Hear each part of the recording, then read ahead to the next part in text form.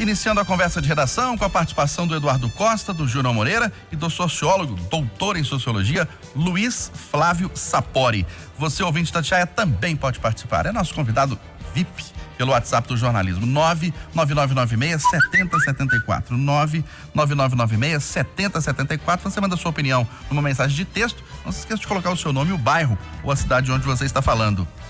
Eleições, Luiz Flávio Sapori, qual é o legado, o exemplo, as lições que essas eleições municipais deixam? Bom dia para você, prazer revê-lo. Bom dia, Eustáquio, Júnior, Eduardo e ouvintes do Conversa. Bom, uma eleição bastante atípica, né? No Brasil como um todo, especialmente aqui em Minas Gerais, aqui na capital de maneira geral.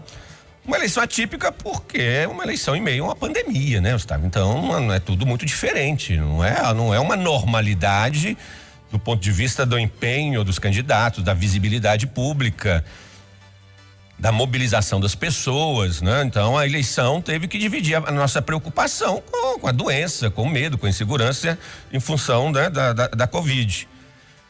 Isso não quer dizer que é uma eleição de menor importância, ao contrário, escolher prefeito, escolher o chefe do executivo municipal, a Câmara de Vereadores é sempre muito importante. Agora, uma eleição que, do meu ponto de vista, Eustáquio, ela não significou, como geralmente não significa, uma problematização da presidência da República, do governador do estado. Eu acho que no caso aqui de Minas Gerais, nem o governador Zema e nem mesmo o presidente Bolsonaro estão sob o escrutínio, não estão sendo avaliados propriamente com a escolha dos candidatos. Não é uma eleição federalizada, é o que eu quero dizer. Não é uma eleição onde os temas nacionais, onde a polarização ideológica que tomou conta do Brasil, né, nos últimos anos, ela tenha permeado o debate local. Algumas capitais, talvez isso aconteceu em maior ou menor grau, a gente está observando no Rio de Janeiro e em São Paulo, né? Uma disputa mais intensiva, certamente vai ter segundo turno. Vamos ver aqui em Belo Horizonte, mas de maneira geral uma eleição muito quieta, uma eleição pouco intensa, de pequena mobilização do eleitorado, mas volto a dizer, não menos importante, justifica então que a gente vá no domingo votar e que, né, mantenha os parâmetros da democracia no Brasil. E para você, Eduardo Costa, qual é o legado dessas eleições? Bom dia. Bom dia e boa sexta para todo mundo. O legado é de que Hélio Garcia tinha razão, ele foi governador de Minas e ele disse certa vez que feio é perder. E essa eleição, ela mostra que para os políticos feio é perder a boca, perder o time, porque é inapropriada, fora de hora, perigosa. Eu poderia ficar aqui 3 horas fazendo elucubrações sobre essa eleição, mas basta uma frase. A mesma escola que está fechada há 8 meses, porque as crianças podem levar a doença para o grupo de risco, seus pais e avós, vai receber amanhã os pais e avós para votarem. Eu acho que a única coisa boa que a eleição de 2 anos tem, que o meu caríssimo Júnior Moreira defende, que é o fato de a população poder discutir a cidade. Nem isso aconteceu desta vez, nem isso. São 20 mil candidatos a prefeito, mais de 500 mil candidatos a vereador, em mais de 5.500 municípios brasileiros. E fora São Paulo, que tem uma pega ou outra, eu não percebo aquela necessária mobilização das pessoas. No caso da capital dos mineiros de Belo Horizonte, eu já disse isso em outra programação da Itatiaia, mas quero repetir que eu não conversa. Eu peço ouvintes, aos belo-horizontinos, aos mineiros, peço desculpas, porque nós vamos ter uma eleição no domingo sem sequer um debate antecedendo. Coisa impressionante. Nós vamos estar indo para uma eleição sem sequer um debate. De quem que é a culpa, Eduardo? É de um contexto, mas começa com a legislação.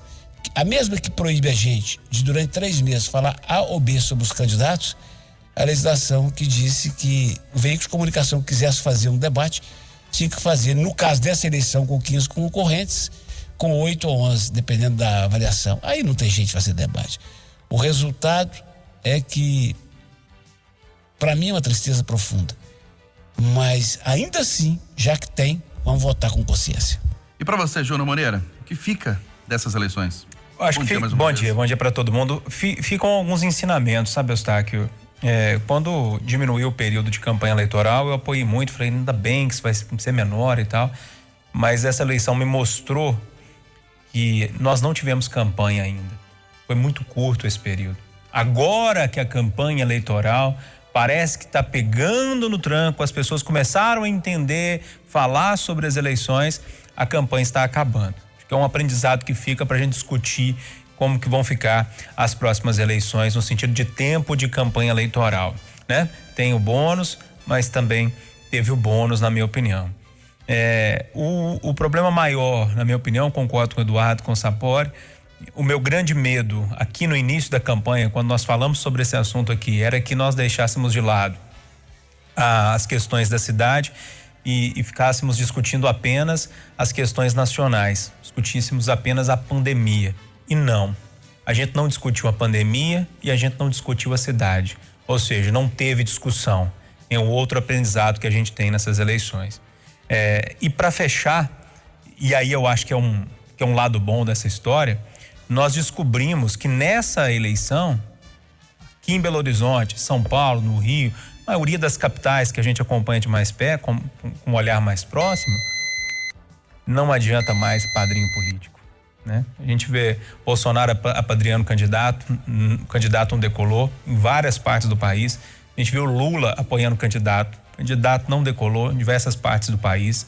A gente viu senador apoiando, deputado apoiando, governador apoiando, e não. As pessoas votaram, ou pelo menos estão com a intenção de voto, segundo as pesquisas, não nesses candidatos que são apadrinhados. Acho que isso é um lado bom para a gente começar a entender que o prefeito é o síndico do prédio, que é o síndico da cidade. Ele que vai resolver o buraco na rua, vai resolver o transporte público, e tem que deixar a política nacional, nesse momento, um pouco de lado, na minha opinião. Então, esse é o legado bom, mas tivemos muito mais legados ruins do que bons nessa eleição. Acho que a gente precisa repensar. Mas isso que você falou de transferência de votos, acho que tem um lado negativo, né? O Brasil está sem liderança, né? Sem liderança, assim, de grandes nomes. Grandes nomes políticos, né? Que empolgue o eleitorado. Né? Ô, Joana, segunda onda do coronavírus que atinge a Europa começa a dar sinais em Minas. Com aumento de casos, Juiz de Fora recua e decide diminuir a flexibilização. Em Ponte Nova, o hospital tem quase 100% dos leitos de UTI ocupados. Você está preocupado com essa segunda onda? Eustáquio, primeiro eu acho que a gente não pode colocar causa e efeito na segunda onda da Europa com casos aqui em Minas Gerais. Por um único motivo. A Europa, sim, passou pela primeira onda e está na segunda onda. Nós ainda estamos na primeira. Esse é o primeiro detalhe. Eu acho que não dá para colocar essa causa e efeito. Agora, que preocupa, né? Você olha para um hospital, mesmo que o hospital tenha apenas 11 leitos, né, e que atenda uma região pequena ali, com 100% desses leitos ocupados, é de se preocupar. É lógico que é de se preocupar. Mas, ao mesmo tempo, a preocupação é menor do que era antigamente, porque se enche o hospital de Ponte Nova, pode levar para Juiz de Fora, pode trazer para Belo Horizonte, porque tem vaga, né? Então, a gente tem uma margem de manobra ainda nessa situação, mas eu vou repetir o meu mantra. Não adianta, gente. Se nós não tivermos consciência, é o álcool em gel, é a máscara, é o distanciamento social, é o cuidado. Vai votar domingo? Álcool em gel antes, vota, álcool em gel depois, máscara, mantenha a distância, tanto do mesário quanto da pessoa que está na sua frente para votar, que está atrás de você. São os cuidados que vão determinar o nosso futuro. E eu acredito que as pessoas vão entender isso cada vez mais, né? Agora, pensar em segunda onda, eu acho que ainda é cedo, né? Vamos pensar em terminar essa primeira, né? Se Deus quiser, a vacina chega e a gente não vai ter uma segunda onda tão forte como está tendo em alguns lugares na Europa, não. Você teme essa possível segunda onda, Sapori? Sim, é óbvio que temos que nos preocupar e nos precaver caso ela venha acontecer, o que certamente virá acontecer. Mas eu compartilho da mesma visão do Júnior Moreira, eu acho que não é o momento ainda no Brasil, em Minas Gerais particularmente, não é propriamente de uma tendência de segunda onda, né, de uma nova, né, um novo pico de infecção e de mortes pela Covid. O Brasil ainda, segundo os estudiosos, né, nós temos acompanhado das entrevistas, os estudos, né, dos principais, né, estudiosos desse tema, o Brasil ainda está vivenciando a finalização dessa primeira etapa, digamos assim, de contaminação. As médias móveis, né, de infecção e de mortes, Eustáquio, estão em queda. O Brasil, vamos lembrar, já teve períodos, vamos lembrar de 2-3 meses atrás, de 1.500 mortes por dia, se não me engano, né? Aliás, chegamos a quase 2.000 mortes, se não me engano. Acho que girou, acho que o máximo foi em torno de 1.500, não passou disso, né? não, diárias. Agora nós estamos no patamar abaixo de 300 mortes diárias em termos de médias móveis, né? Então nós não podemos nos basear nesses números diários, não. Então, o momento, então, não é arietiçar na segunda onda, ou seja, significa manter a política de flexibilização, como tem acontecido em boa parte do país. Então, aqui em Minas Gerais, aqui em Belo Horizonte, a região metropolitana, por exemplo, não há motivo ainda para se pensar numa restrição das atividades econômicas, né? Da vida social. Agora, a tendência é que isso venha acontecer, talvez em 2021, e aí eu compartilho também da mesma esperança do Júnior Moreira. Quem sabe, né, Júnior, né, quando nós tivermos um recrudescimento da doença no Brasil, nós já estaremos com a disponibilidade da vacina. E então, se houver essa coincidência temporal, certamente, Eustáquio, nós teremos um impacto negativo menor do que a Europa está tendo. Essa é a esperança que eu tenho, que é no primeiro semestre do ano que vem, onde certamente teremos uma nova onda de infecção, de crescimento de pessoas infectadas. Quem sabe a vacina ou as vacinas, né, já estarão disponíveis, né, no Brasil. Bom, é aguardar. De qualquer maneira, não é motivo de preocupação, não é ainda, eu diria, motivo de questionar a flexibilização. Devemos manter a política nesse momento. A gente citou o caso de Juiz de Fora, Eduardo. A Maria da Glória aqui pelo WhatsApp, falando lá de Juiz de Fora, está dizendo o seguinte: ela falou que lá na cidade tá tudo normal, todo mundo na rua, tá tudo cheio e acha que é relaxamento das pessoas. Pois é, vamos viver um dia de cada vez, evitar sofrimento antecipado e nos cuidarmos para que, se houver a segunda onda do dia, a gente esteja vivo, seu Stan. Senhor Eduardo, falta de matéria-prima pode encarecer venda de móveis em até 30%. Outro dia esteve conosco no Chamada um gerente de economia da FIENG. É um negócio impressionante, rapaz, impressionante. Puxa, faltou carro, né? Faltou, já disse que um dia saco plástico, tá faltando tudo, porque é por isso que eu falo, é por isso, que eu insisto que parar do jeito que nós paramos em algumas regiões e cidades desse país foi muito prejudicial, sabe? Você estancou o preparo da matéria-prima para a produção da indústria. Então, isso está bombando para tudo quanto é lado. Eu tive notícias também que eletrodomésticos também, enfim, uma série de itens necessários à vida.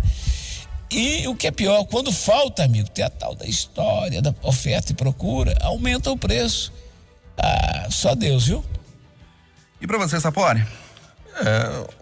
Reflete, como disse bem o Eduardo, um momento de retomada acelerada da economia em alguns setores, né? Não em toda a economia. O setor de serviços, o setor de comércio ainda está padecendo, o setor turístico, né? Ainda está padecendo, né, dos efeitos perversos da pandemia, né? Do isolamento.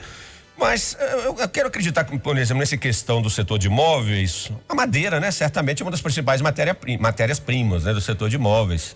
E a madeira, já há alguns meses, está em falta na construção civil. A construção civil, em boa medida, eu devo acreditar, ela tá induzindo, está tendo alguns efeitos sobre outros setores. Eu quero acreditar que também nesse setor, na medida que a demanda de madeira na construção civil é muito grande, o que vai se refletir, talvez, Júnior Moreira, né, no setor de imóveis. Minha maior preocupação é isso ter um espiral inflacionário, né? É algo que a gente tem que preocupar. As autoridades econômicas têm manifestado essa preocupação, essa atenção. As autoridades de Brasília devem, né, de alguma maneira, monitorar isso com muito cuidado, com muita precisão, para evitar que isso reverbere e se consolide uma onda inflacionária que se consolida. Essa é a minha grande preocupação. Esperando que seja passageiro.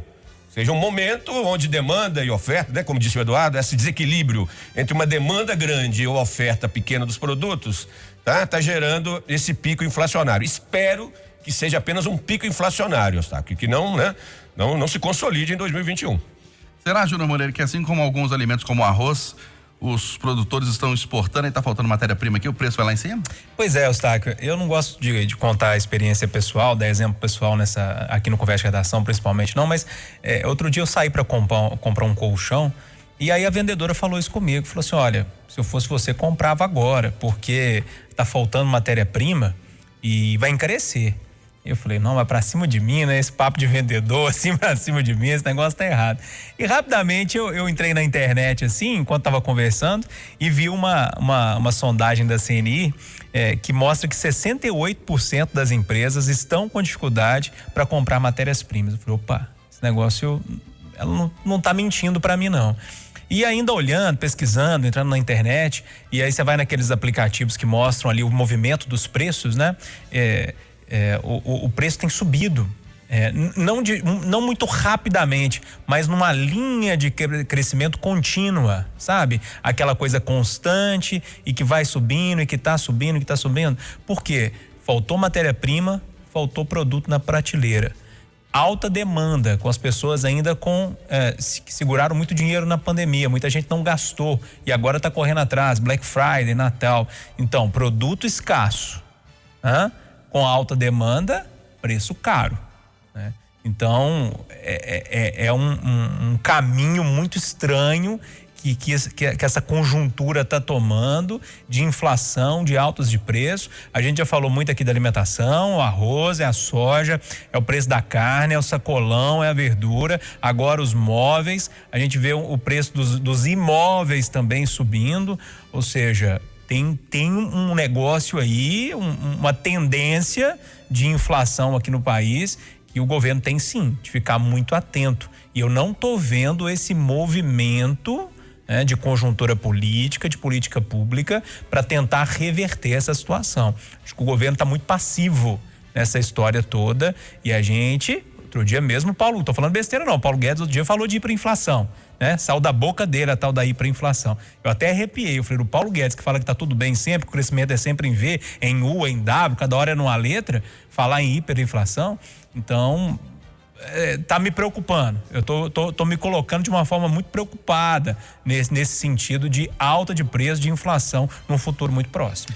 Eduardo Costa, hoje é sexta-feira 13, considerado um dia de má sorte. A sexta-feira 13 é cercada de superstições. Você as tem ou não? Para algumas sim, eu não gosto de ver um sapato virado, né? Acho que até é a principal. Mas aqui, tem a música, né? Sorte tem quem acredita nela, e eu acredito em sorte. Eu cometo erros, equívocos, às vezes bem intencionado, faço mal às pessoas, mas eu tô sempre acreditando que Deus mostra o caminho e quem tá confiando nele, quem faz a coisa certa, não precisa temer azar coisíssima nenhuma. Eu não duvido, né? Eu não duvido, não tripudinho, mas acredito na sorte, não é no azar, não. E você, Sapório? Tem superstições, acredita em sexta-feira 13? Não, ainda mais, acredito. ontem rodou uma brincadeira na internet, sexta-feira 13 do ano de 2020, puxa vida. É verdade, hein? Não tinha pensado nisso, não. Como se não bastasse um ano, ainda é sexta-feira 13. Ai, meu Deus. Você que não acreditava, agora começou a acreditar nessa Agora eu comecei a ficar preocupado, não tinha feito essa combinação numérica, numerológica, porque 2020 vai ser um ano a ser esquecido, né? Certamente todos nós vamos apagar o ano 2020 dos nossos calendários, das nossas biografias, né, das nossas histórias, né? Não completamos mais um ano de vida esse ano, não valeu. Não valeu. Um ano, o Cruzeiro não foi para a segunda divisão, isso tudo foi, né? É um momento muito triste e é um equívoco de um desequilíbrio momentâneo da humanidade. Mas eu não sou supersticioso, sou muito racional para me ficar preocupado. Na verdade, uma sexta-feira como essa, véspera de eleição, uma sexta-feira pra gente celebrar, com um devido cuidado, uma boa cerveja hoje gelada, né, Eduardo? Um bom uísque puro malte. Cura qualquer azar. Não há azar, né, Eduardo? Um bom petisco em casa, com a patroa. Então, não é motivo de preocupação. É uma sexta pra celebrar, né? Inclusive com essa chuvinha que tá aí, né? Possivelmente vai se prolongar até a noite. Então, uma sexta-feira pra comemorar, né, o final de semana. Ô, Jorano, por exemplo, você tem medo que na passagem do ano, por exemplo, né, dia 31 de dezembro de 2020, no dia seguinte seja 32 de dezembro? É um risco. Mas eu te falar a verdade, eu também não tenho muita superstição não, mas assim, se eu tiver no caminho ali, num passeio, tiver uma escada eu vou passar, um gato preto, não tem problema nenhum, mas também não vou atravessar do outro lado da rua pra passar perto da escada ou perto do gato preto, né? Não precisa abusar, né? Pra quê, como diz meu pai, pra que facilitar nessa história toda? Mas já que tem muita gente que acredita em superstição e tem muita gente que acredita em astrologia também, dizem os astrólogos que dia 11 passado, né? Encerrou-se um ciclo que era de guerra, de muita luta, regido por São Jorge, né? Que tem essa questão da luta e que agora vai ser um tempo de calmaria. Vamos acreditar nisso? Vamos transferir isso para Covid? Vai ser um tempo de calmaria em relação à Amém, Covid? amém. O céu que te cobre não cobra a luz da manhã. Sorte tem quem acredita nela. Fernando Mendes, você está escutando agora na Itatiaia. A sorte é irmã.